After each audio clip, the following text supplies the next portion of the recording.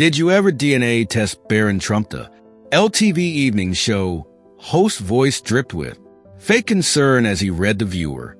Questioned something in his tone made the studio audience shift uncomfortably in their seats for a moment. No one moved.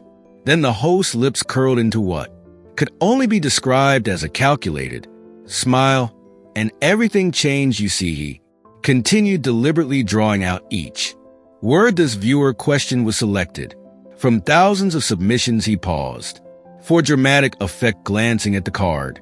In his hand, the camera zoomed in on Melania Trump's face, hunting for any trace of discomfort, but there was something else happening in the studio that the cameras hadn't caught yet. A woman in the back row was gripping her purse so tightly her knuckles had turned white. Her other hand clutched a manila folder stuffed with what looked like medical documents. She kept opening her mouth as if to speak, then closing it again, clearly distressed by something unfolding before her.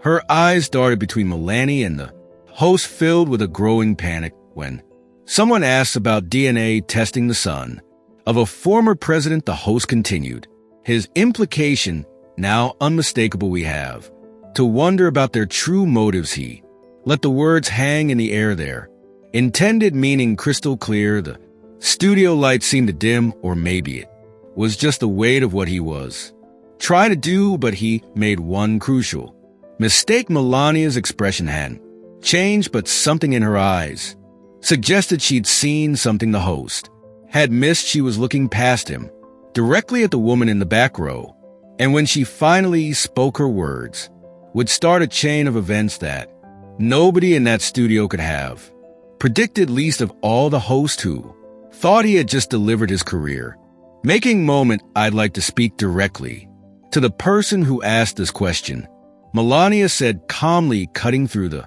host's manufactured tension. The host's smile faltered slightly as he tried to maintain control. Oh, I don't think we need to. He started, but Melania was already standing. Something in her posture commanded attention, and the studio fell silent. Her next words caught everyone off guard. Because I know why.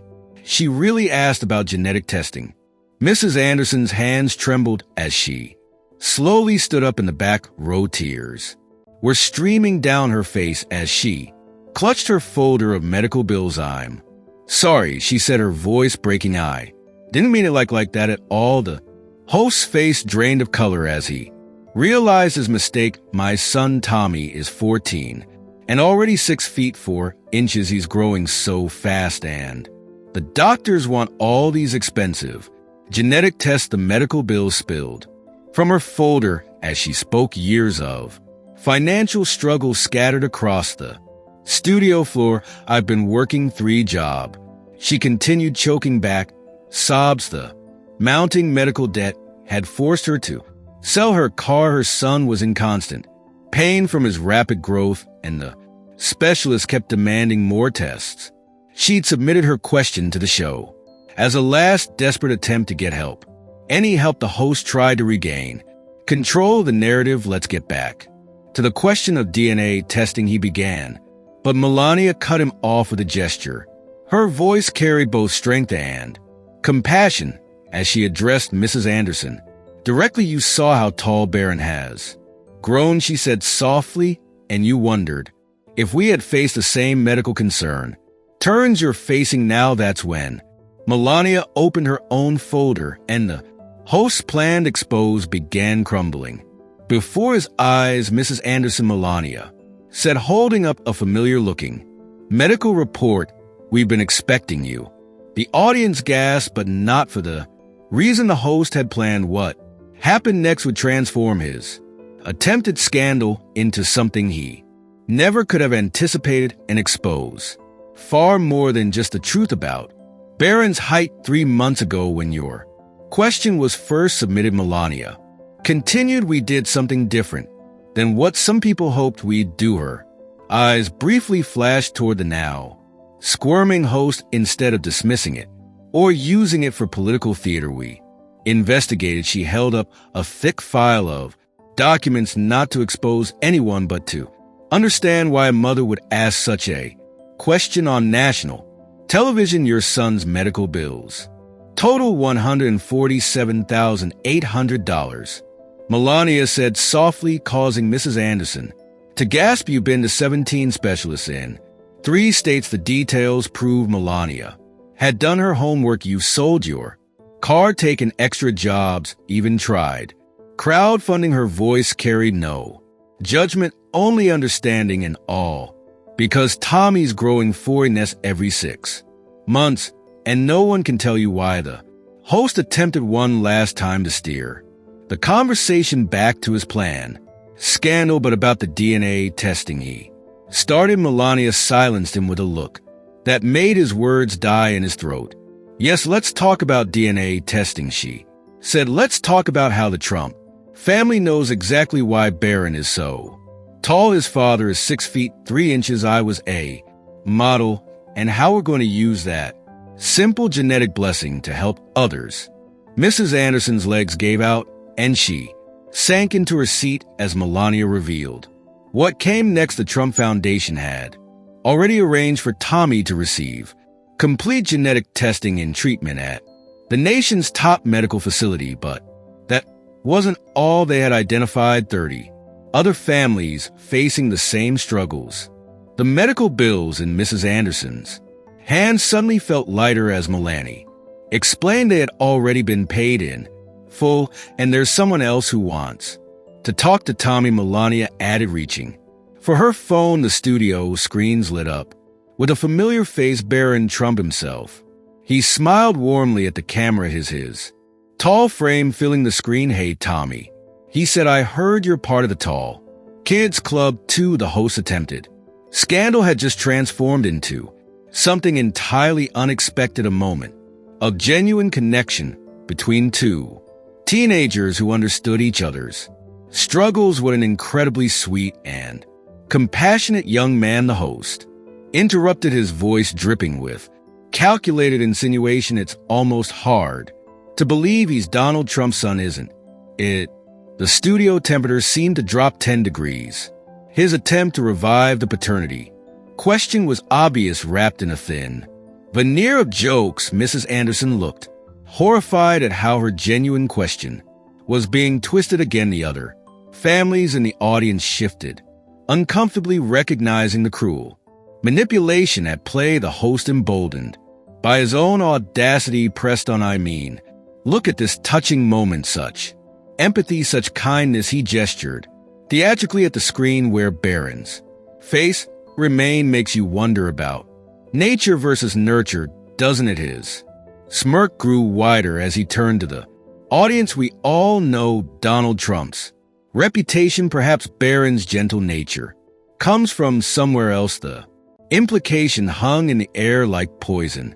Melania's smile never wavered, but her eyes flashed with something that made the host shrink back slightly in his chair. Actually, she said, her accent particularly crisp. Barron learned compassion exactly from his father. She leaned forward. You see, Donald Trump has been quietly helping families in need for decades, long before he entered politics. The media just doesn't show that side of him, perhaps because it doesn't fit their narrative. Her words carried the weight of years of witness kindness. The public never saw. The host tried to laugh it off, fumbling to maintain his attack. Come now, Mrs. Trump, we've all seen his tweet, his public persona, but Melania wasn't finished. It's interesting that you find kindness incompatible with strength, she continued.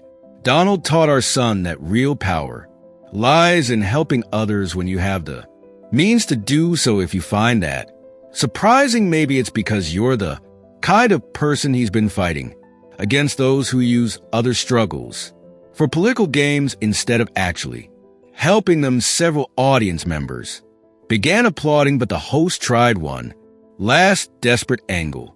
But surely you must admit the contrast between Barron's behavior and his father's public image. He trailed off as Barron's voice came through clearly from the screen. My father taught me that actions speak louder than media narratives, the teenager said firmly.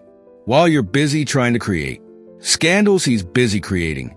Solutions the host faced Renee as he realized he was being schooled by a teenager. Mrs. Anderson was nodding vigorously, now tears in her eyes. I can't believe this, she said, suddenly finding her voice. I've been so desperate for help, trying everything, and here you were, already working on it. Her voice cracked with emotion as she looked at her medical bills, now just pieces of paper that represented a burden being lifted. While the media was trying to use my question to hurt your family, you were quietly planning to help mine. The host smug expression had completely vanished.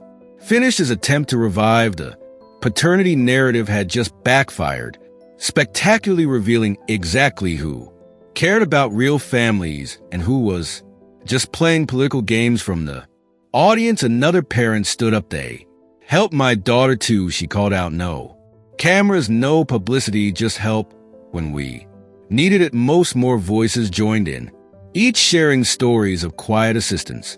In genuine care, the host began loosening his collar, his planned character assassination crumbling in the face of real testimonies. Now, Melania said, standing gracefully, if you're finished trying to use my son for ratings, let's get back to what matters. She turned to Mrs. Anderson. The doctors are ready to see Tommy first thing tomorrow morning.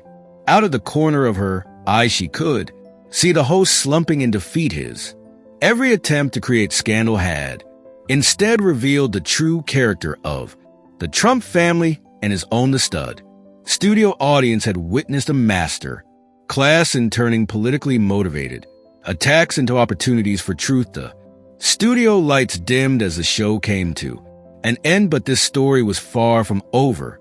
The following days transformed what was meant to be a scandal into something extraordinary. Tommy's medical test revealed a treatable condition that dozens of other families shared. The Trump Foundation's medical network expanded across 3 states, becoming the largest private support system for families dealing with rapid growth issues. What started as a host's attempted gotcha moment had sparked a movement of real change. You tried to use my height to attack my family, Barron told the host when they finally met at the first support group meeting. The teenager stood tall and confident, his arm around Tommy's shoulders. Instead, you helped us find all these amazing families. The host, who'd been required to cover the event by the network, couldn't meet Barron's eyes. Mrs. Anderson watched from nearby, beaming with pride at how her son had found not just medical help but a true friend. The meeting hall was filled with families who'd been suffering in silence. Parents shared stories of financial struggles, and children spoke about dealing with bullies. But now they weren't alone. They had medical support, financial assistance, and most importantly, each other. The liberal media's attempt to create division had instead created a community. The irony wasn't lost on anyone. Sometimes Melania addressed the group, those who try to hurt us give us the greatest opportunities to do good. She smiled at Mrs. Anderson, whose one desperate question had started at all they wanted to question our family, but instead helped us build a bigger one. The room erupted in applause as more families walked through the doors, drawn by word of mouth and hope. The final blow to the host's career came from his own network. While he tried to create fake controversy, the Trump Foundation had created real change. His ratings plummeted as viewers recognized the difference between those who played politics with people's lives and those who actually helped people live better lives. The question meant to spark scandal had instead sparked something far more powerful, a reminder that true leadership isn't about attacking others, but about lifting them up.